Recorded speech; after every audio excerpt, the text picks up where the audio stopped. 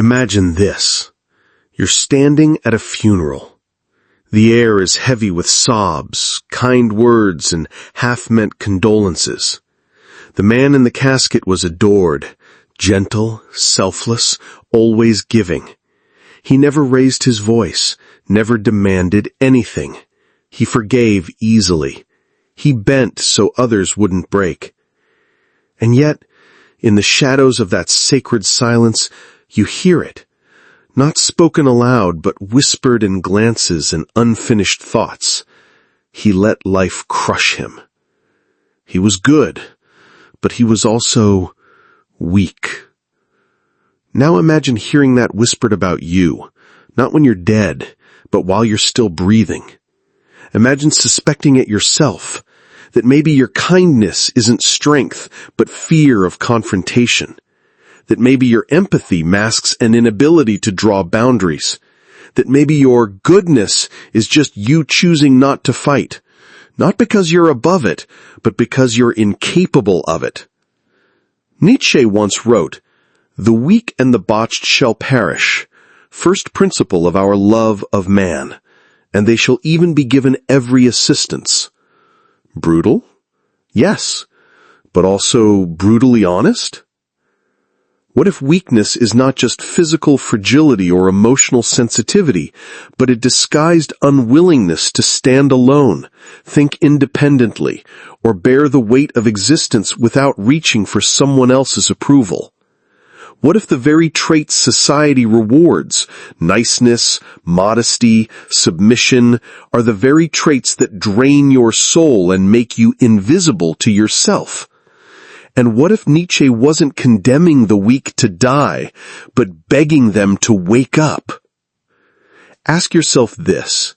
When you keep the peace at all costs, are you truly virtuous or simply afraid? When you surrender your values to avoid conflict, is that compassion or cowardice? Is it really moral to turn the other cheek when the cost is your dignity? And when you tell yourself you're just being a good person, is it possible you're lying? We're taught that weakness is harmless, that it's soft, safe, forgivable. But what if the most dangerous thing isn't a violent man, but a weak one who lets the world burn because he's too afraid to speak? This isn't a call for cruelty. It's a confrontation with a deeper truth.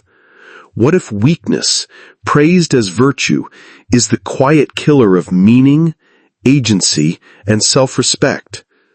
And more importantly, what if Nietzsche was right all along? The trouble with weakness is that no one dares to name it. It dresses itself in moral clothing, humility, kindness, sacrifice. But underneath, it is often rooted in avoidance, denial, and a deep, unconscious fear of life itself. And yet, from a young age, you were told, be good, be quiet, don't make trouble.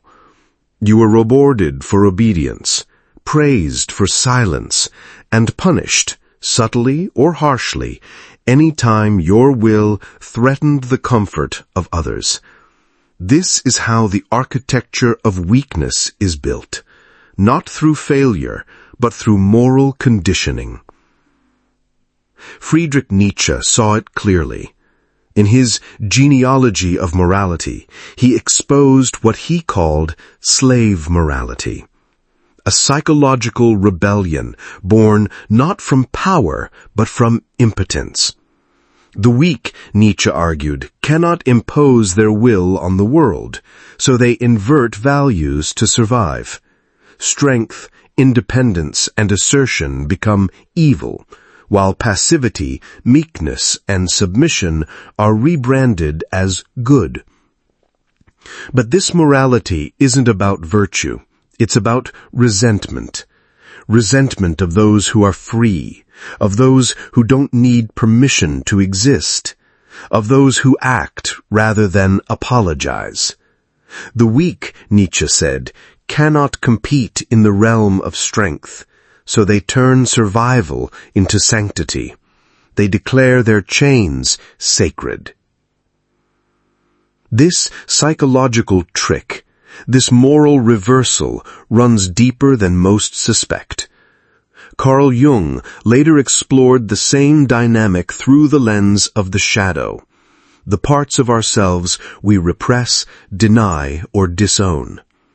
For many, this includes aggression, willpower, ambition, the very qualities Nietzsche associated with life-affirming vitality.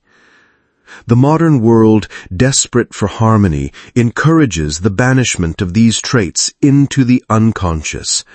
But what is repressed does not disappear. It festers.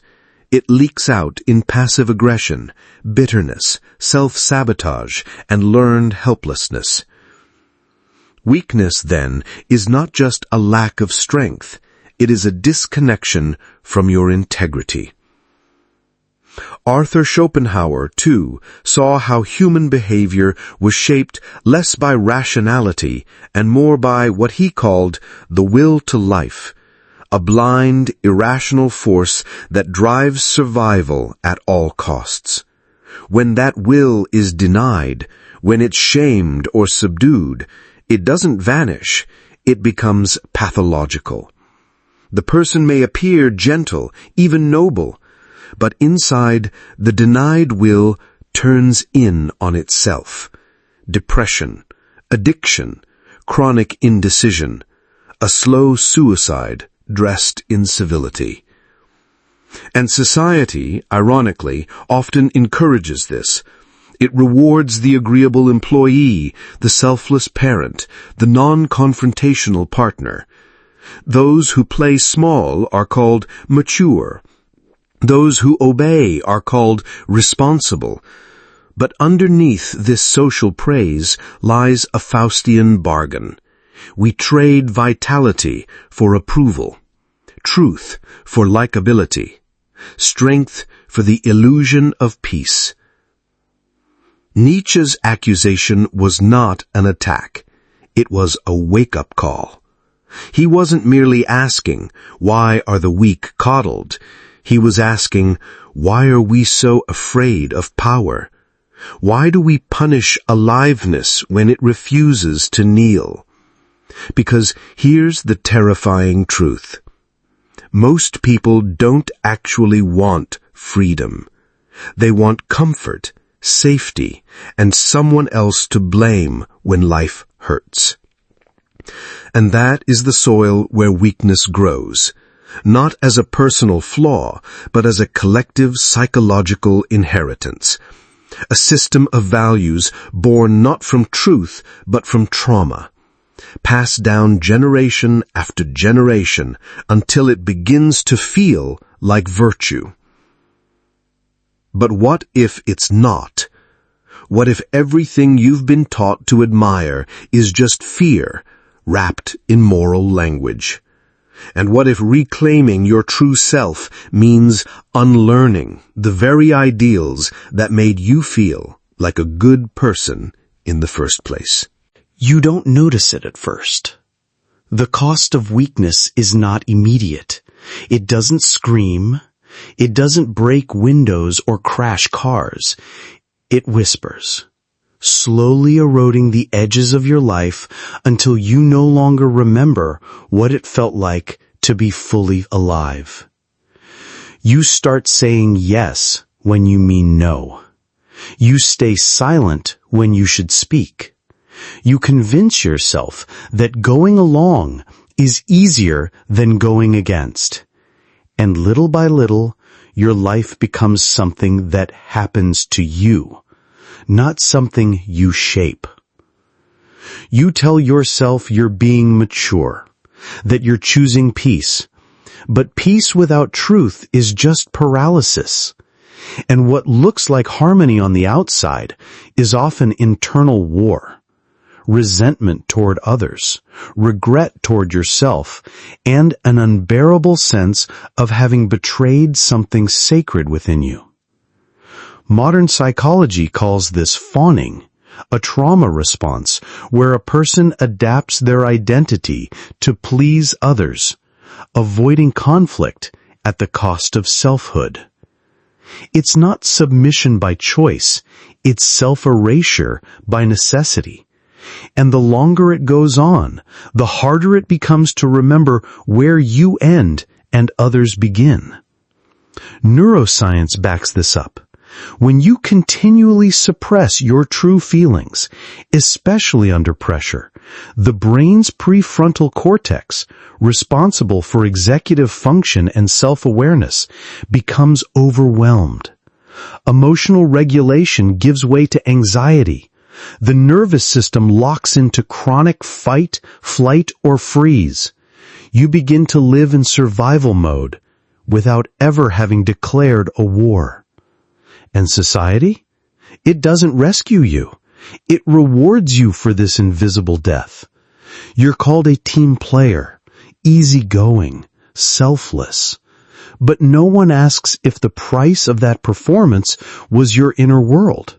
No one asks if your constant accommodation has become a form of self-abandonment. No one sees that your kindness has metastasized into quiet despair.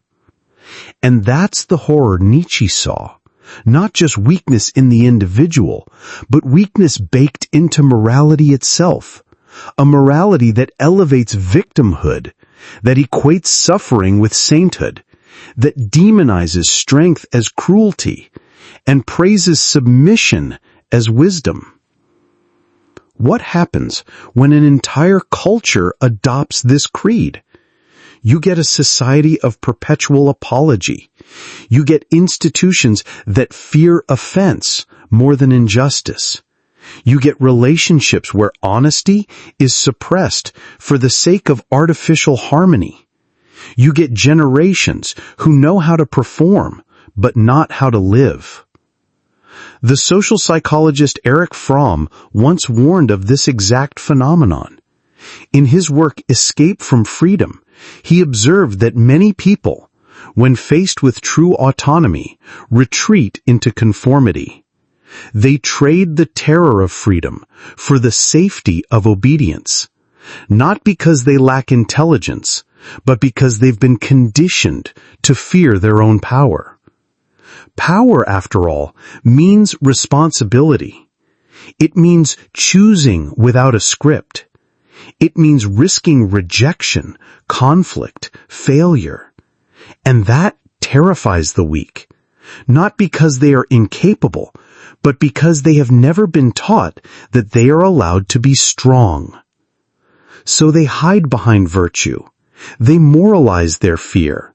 They call their silence compassion, their paralysis peace, their submission love. But the soul knows. And eventually, the soul begins to scream. Through panic attacks, through illness, through that unbearable inner ache that says, "This isn't who I am." By then, the consequences are not just personal, they're existential. The longer you pretend weakness is virtue, the more life begins to feel like a lie, and the more a part of you begins to die, quietly, politely, invisibly. But there is another way, a revolt, a remembering, and it begins the moment you stop asking for permission. It begins with one act, refusing to lie to yourself anymore. That is the first rebellion. Not against society, not against your parents, your boss, or your culture, but against the internal voice, trained by decades of fear that tells you to stay small, agreeable, manageable. You begin to reclaim the power you once disowned. And it doesn't start with a roar, it starts with a whisper. No more. No more pretending I'm okay with this. No more smiling through self-betrayal. No more calling my fear kindness. And then, no more weakness disguised as virtue.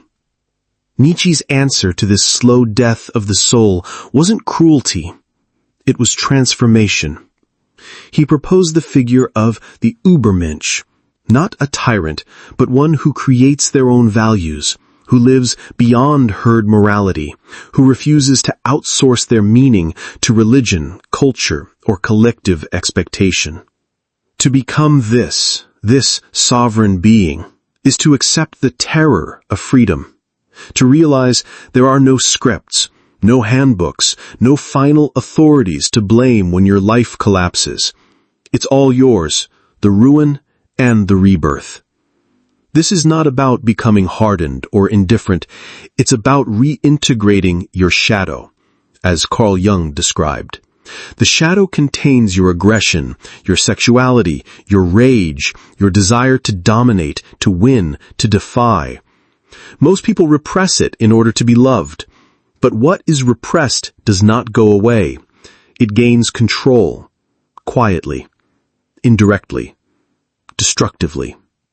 The work, then, is to meet that shadow, to look into its eyes and say, "You are part of me, and I will no longer pretend you aren't." The rebellion is not always loud. Sometimes it's a quiet refusal to nod along when your soul screams in protest. Sometimes it's walking away from relationships that survive only on your silence. Sometimes it's daring to want more. Not in the greedy, hollow sense, but in the sacred sense. I will not let my potential rot in the name of comfort. To break free from the trap of weakness is to become dangerous, but not reckless, not violent. Dangerous in the way truth is dangerous, in the way fire is dangerous to a frozen life, in the way an awakened soul threatens every system built on submission. You begin to say what you mean. You begin to do what you fear. You begin to take up space, not to dominate, but to exist fully. And those around you might not like it. They may call you arrogant, harsh, selfish. That is the price of authenticity in a world addicted to performance. You will no longer be the version of you that makes others comfortable, but you will become someone else, someone ancient, someone wild, someone real. The writer James Baldwin once said, "You have to go the way your blood beats. If you don't live the only life you have, you won't live some other life. You won't live any life at all."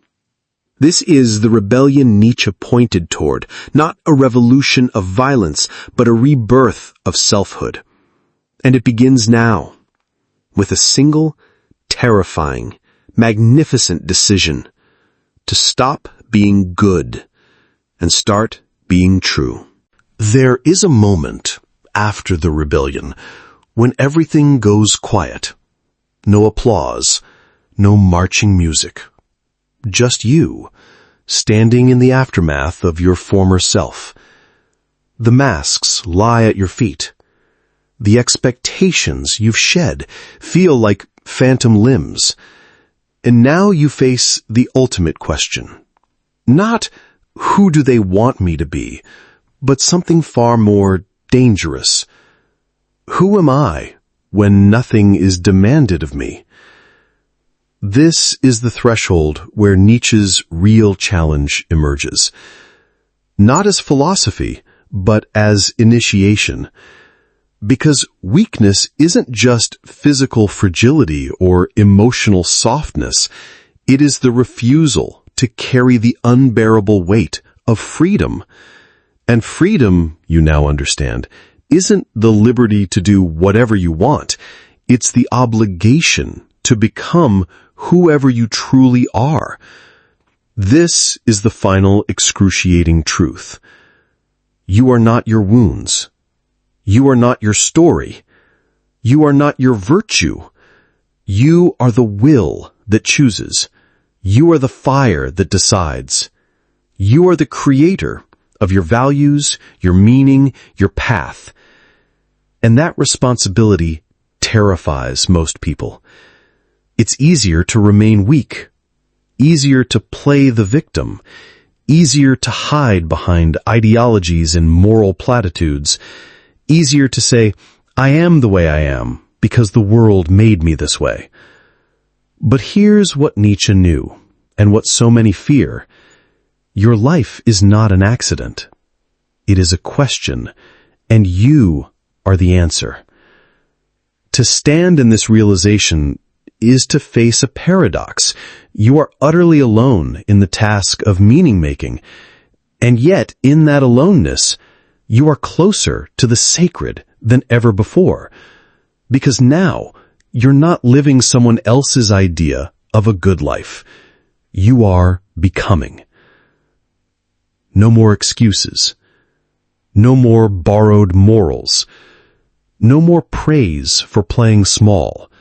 This is the birth of the authentic self, not the best self, not the socially approved self, but the one that breathes with full lungs and looks the world in the eye. It doesn't mean you become cruel or indifferent. On the contrary, only those who have faced their power without flinching can choose compassion rather than use it to hide. The strongest man is not the one who dominates others. It is the one who no longer lies to himself. And that is the greatest reversal of all. The weak need the world to affirm their goodness. The strong create good from the raw material of chaos and pain. You don't need permission to be that kind of strong. You just need courage to burn the lies you were raised on and to walk naked into the truth. Because weakness isn't something to pity. It's something to overcome. And when you finally do, you will see it clearly, fiercely, perhaps for the first time. Nietzsche wasn't telling you to crush the weak. He was begging you to stop being one of them. So you stop waiting. You stop apologizing. You take your place, not by asking, but by becoming. And in that becoming, a new voice rises from within. Not timid, not angry, but steady, pure, unshakable. The voice of someone who remembers now, with clarity. You were never meant to be good. You were meant to be whole. And that changes everything, forever.